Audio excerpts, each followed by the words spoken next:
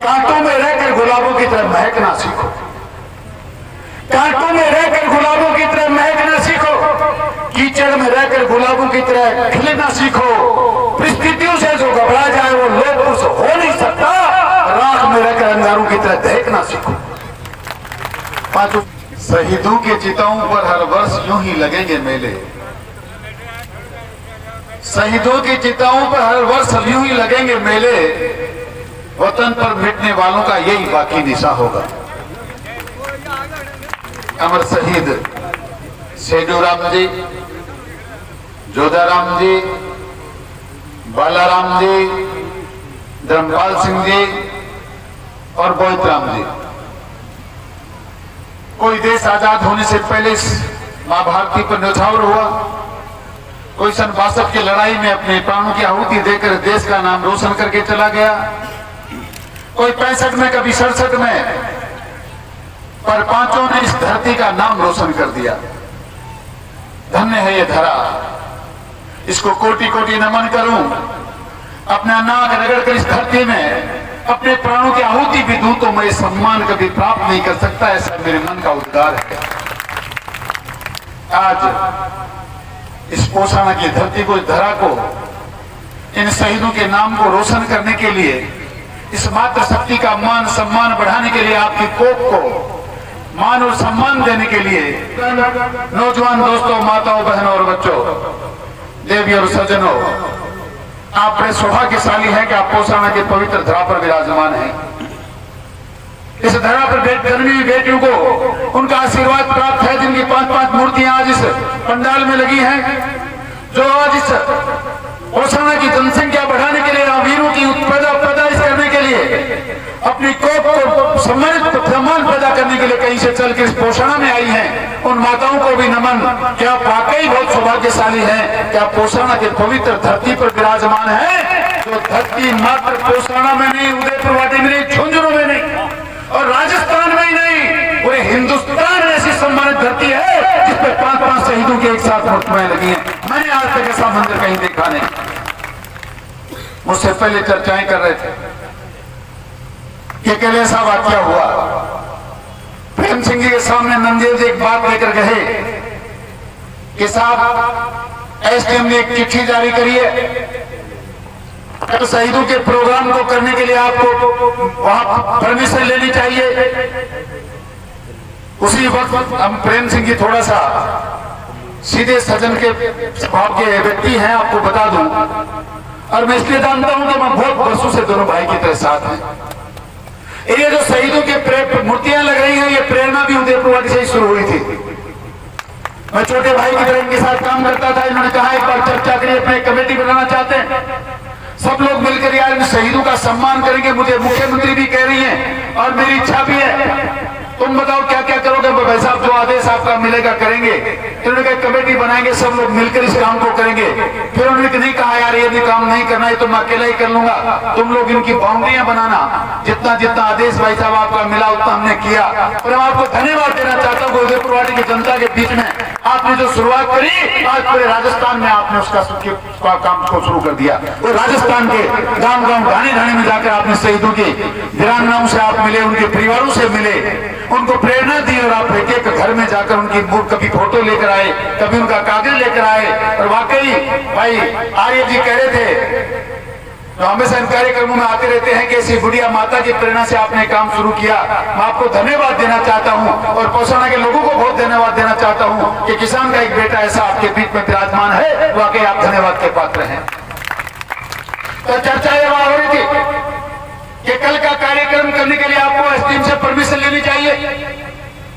इन्होंने कहा आप और एमपी साहब जाओ, वहां से परमिशन की व्यवस्था करो। मैंने कहा जिनको मैं मेरी जबान से नपुंसक कहता हूं, हिंदुओं की बरात के मेरे से हाथ जुड़ाओगे, किसान का बेटा ना आज जाएगा न कल जाएगा। ये प्रशासन आज नहीं 1000 बार सुन ले।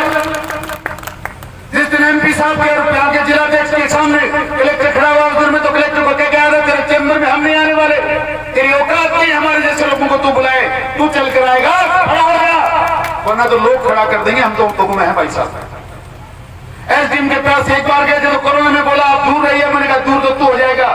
आज स्टेज का फिर घूमता बेचारा, जब तक जमीनों मंदिर माफ की जमीनों लोगों के कहने से खुर्द बुद गई तब तक तो ठीक था, जब ये मना कर दिया तो जूत मार के निकाल दिया। ये तो यहाँ की व्यवस्था है प्रशासनिक। ऐसे लोगों से परमिशन किसान के बेटे अपने पूर्वजों की मूर्तियां लगाने के लिए ले, इससे बुरी बात हमारे लिए कोई हो नहीं सकती। और आपसे निवेदन करूं, किसी से परमिशन लेने दी गए, किसी के हाथ जोड़ने नहीं गए, ये जनता इस बात की गवाह है। कल शाम को ही कहा था, धन्यवाद देना चाहता हूं आपके घर पर आपके सरपंच महोदय को, जिन्होंने कहा किसी की कोई परमिशन की जरूरत नहीं, हमारे गांव में ऐतिहासिक काम होगा। मैं धन्यवाद देना चाहता हूं भाई जी आपको, आपने बहुत अच्छा प्रचार प्रसार उसमें किया। पर मैं आपसे निवेदन करना चाहता हूं, जनता जब अंगड़ाई लेती है तो प्रशासन कहीं के कहीं चले जाते हैं। ये वही प्रशासन है जो पड़ोस के गांव के बेटे महावीर झाझड़िया की डेड बॉडी को कह रहे थे ये तो कोरोना से मरा है, ये जयपुर से बाहर नहीं जा सकता। ये आपका किसान का बेटा अकेला मात्र पूरे राजस्थान की पुलिस के लड़कर यहाँ लाया, उसका दाह संस्कार भी किया, पोस्टमार्टम किया, आपके सामने सारा फैसला हुआ। हम तो उन लोगों में हैं। और मैं भूल नहीं जाऊं इसके बहन सुमन जी, आपसे भी निवेदन करना चाहता हूं कि शेर जब कोई शिकार करता है तो पहले सुस्त होता ही है। मेरी सुस्ती का मतलब समझ लो कि शेर ने कोई ना कोई शिकारत करनी है।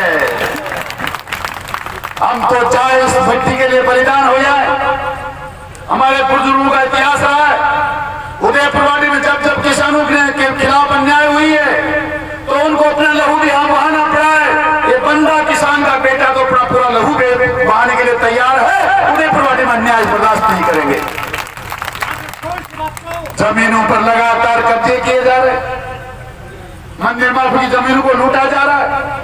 भगवान सिंह जी आपने कहा तो सही, पर मैं आपसे निवेदन करना चाहता हूं, कौन है जिम्मेदार इस बात का? अकेली सरकारें जिम्मेदार नहीं है। हमारे राजस्थान के चुनाव में कहा गया बिजली का एक नया पैसा बढ़ेगा नहीं, शहीद के परिवारों को नौकरी नहीं मिलेगी, पढ़े लिखे बेरोजगार नौजवान को रोजगार का भत्ता मिलेगा, लोगों को नौकरियां दी जाएंगी, बिजली का पैसा नहीं बढ़ेगा, सड़कों का काम होगा और किसान का पूरा लोन माफ किया जाएगा। है कोई व्यक्ति आप में से आकर कहने वाला कि बिजली का पैसा कम हुआ? है कोई व्यक्ति जो ये कहे कि बेरोजगारों को रोजगार मिला? है कोई किसान का बेटा जो ये कहे कि बेरोजगार का भत्ता मिल गया, नौकरियां मिल गई, बिजली का पैसा नहीं मिला और लोन माफ हुआ? है कोई कहने वाला? तो धन्यवाद देना चाहता हूं उस व्यक्ति को, ऐतिहासिक महापुरुष को, जिसका नाम अटल बिहारी वाजपेयी था, जिसने आज ये सम्मान देने का काम हमारे बीच में किया। भारतीय जनता पार्टी के गौरव, राष्ट्र के महापुरुष उस अटल बिहारी वाजपेयी को धन्यवाद देना चाहता हूं, जिसने वीरांगनाओं का सम्मान किया। 43 वीरांगनाएं हमारे बीच में है। ये मान सम्मान भारतीय जनता पार्टी के महापुरुष प्रधानमंत्री अटल बिहारी वाजपेयी की वजह से। आज आप कह रहे थे कि 1 करोड़ रुपए अच्छे कुछ फील्ड मार्शल को मिला। आप जानते हैं कौन सा फील्ड मार्शल? मानेक शाह वो व्यक्ति था जिसने हिंदुस्तान की ऐतिहासिक लड़ाई लड़ी। लगातार कांग्रेस की सरकार ने बरसों तक उस व्यक्ति का पेंशन का पैसा नहीं दिया। आज भारतीय जनता पार्टी के प्रधानमंत्री आदरणीय मोदी जी एक एक सैनिक को बुलाकर उसकी तनख्वाह को, पेंशन को 4 गुनी तक बढ़ाई है। शहीदों का सम्मान किया है। होली दिवाली में परिवार की तरह उनके साथ रहता है और हम लोगों को एक जगह इकट्ठे होकर ये संगम करने की प्रेरणा वो व्यक्ति देता है। आप लोगों को धन्यवाद इस बात का तो है कि देश पर मर मिटने वालों का सम्मान आप करते हैं, पर आप लोग उस दिन भूल जाते हैं छोटे छोटे वादों में। मैंने बहुत से लोगों से पूछा हमसे क्या भूल हुई? बोला भाई तेरे को सड़क बनवानी तो बड़े बनवा ली, अब तो लोन पूरा माफ करना है। अब तो कांग्रेस ने जगह करा लिया कि माफ 500 बढ़ गई, 500 बिल में जमा करा लियो बिजली का रुपया। हाँ तड़के बिल जमा नहीं करो, कनेक्शन कटाता फिरो 5 तार डालोगे 20,000 भरेगो, तार पे डालेगा जगह मंदिर माफ की जमीन पर कब्जा करेगा, थारी खातर तार को नहीं। आम लोगों से बहुत बड़ी गलती तो हुई है, पर आज सुमन जी ने मेरी प्रेरणा को जागृत कर दिया कि मैं सुस्त हूँ। तो बहन सुमन जी सुस्त नहीं हूँ, शेर शिकार से पहले सुस्त हुआ करता है, वो सुस्ती है। अब शिकार की तैयारी है, चाहे जो कुछ हो जाए किसान का है सम्मान होने नहीं देंगे। शहीदों का मान सम्मान जिस प्रकार है, किसान का सम्मान अगर जिंदा है तो शहीदों का सम्मान जिंदा है। मैं शहीदों की प्रेरणा से लेकर उन्हीं के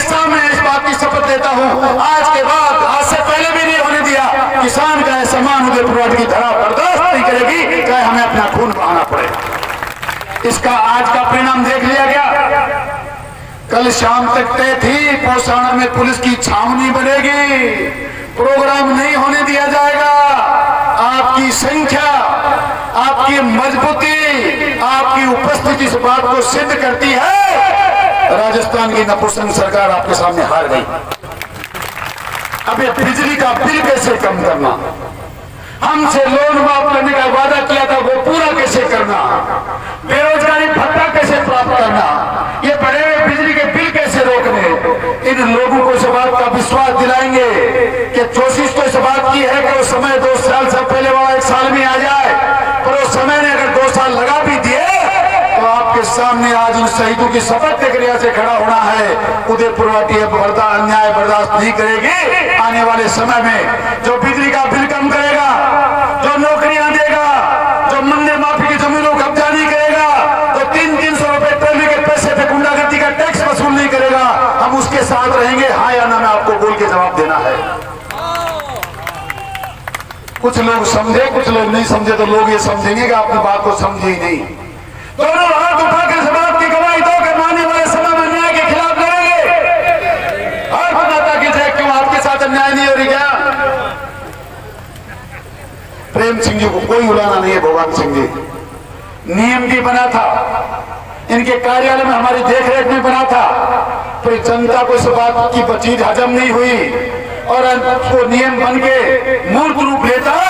उससे पहले सरकार चली गई और सरकार जो आई उसने ऐसी झूठ बोली।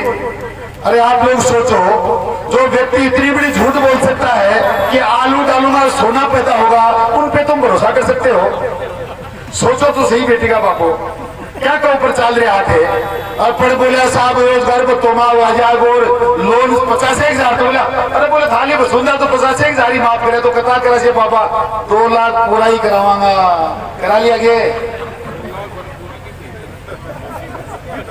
ऐसी स्थिति रही है हमारी, ऐसी सही स्थिति रही हमारी। इसमें कोई पार्टी की बात नहीं है, ये राष्ट्र के सम्मान की बात है, ये शहीदों के सम्मान की बात है, ये किसान के सम्मान की बात है। हर एक व्यक्ति जो सुनना चाहता है उस बात को कहने की बात है। ये सारे हमारे लोग हैं, ये सारे किसान समुदाय के लोग हैं, ये सब राष्ट्र भक्त हैं। प्रेम सिंह जी, या कोई पार्टी पॉलिटिक्स नहीं है। हम किसान के मान सम्मान के लिए अपनी जान हथेली पे रखते हैं। कौन सी पार्टी की बात है? अगर कांग्रेस ने लोन माफ किया होता तो मैं आपके सामने आज उनको भी धन्यवाद देता। उन्होंने बिजली का पैसा नहीं बढ़ाया होता, उनको भी धन्यवाद देता। उन्होंने बेरोजगारों को भत्ता दिया, उनका भी अभिनंदन करता। किसान का सम्मान चाहिए, किसान के दर्द पर पीड़ा पर मरहम लगाने वाला चाहिए, इन शहीदों का सम्मान करने वाला चाहिए। इन मां भारती का ऐसा सपूत चाहिए जो मां भारती के लिए मरे और मिटे और आपका सम्मान करने वाला व्यक्ति। हम तो उनके लिए राष्ट्रवादी विचारधारा के व्यक्ति हैं, इन चीजों की परवाह हम नहीं करते। मैं ज्यादा समय नहीं लूंगा, तो इतना जरूर कहूंगा साथियों से और मेरी नौजवान बेटियों से कि कांटों में रहकर गुलाबों की तरह महकना सीखो। कांटों में रहकर गुलाबों की तरह महकना सीखो, कीचड़ में रहकर गुलाबों की तरह खिलना सीखो। परिस्थितियों से जो घबरा जाए वो लोग पुरुष हो नहीं सकता। राख में रहकर अंगारों की तरह दहकना सीखो। 5 शहीदों के परिवारों को फिर नमन करता हुआ और शहीद प्रतिमाओं को नमन करता हुआ, इस धरती को बार बार प्रणाम करता हुआ, इस दुख के साथ कर मैं यहाँ पैदा क्यों नहीं हुआ, इस मिट्टी में पैदा होने वाले एक एक व्यक्ति के चरणों में प्रणाम करता हुआ अपनी वाणी को विराम दूंगा कि समय वाकई बहुत ज्यादा हो गया है और बहुत से काम हमें करने बाकी हैं। मुझे एक छोटी सी चिट्ठी प्राप्त हुई है ग्राम पंचायत पोसाना के शहीद स्मारक में इंटरलॉक वो पानी की टंकी में पाइपलाइन लगाने के वास्ते।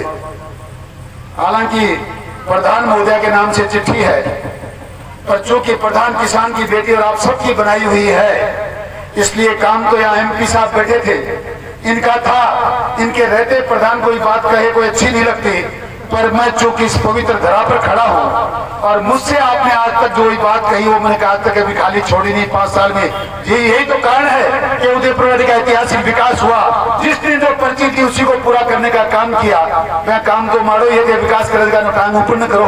फिर भी एक बार फिर भी एक बार गलती हो चुक रहा और इसे चीज मान लिखी थी पूरी करवा की घोषणा करा। बहुत बहुत धन्यवाद। जय हिंद, राम राम सर।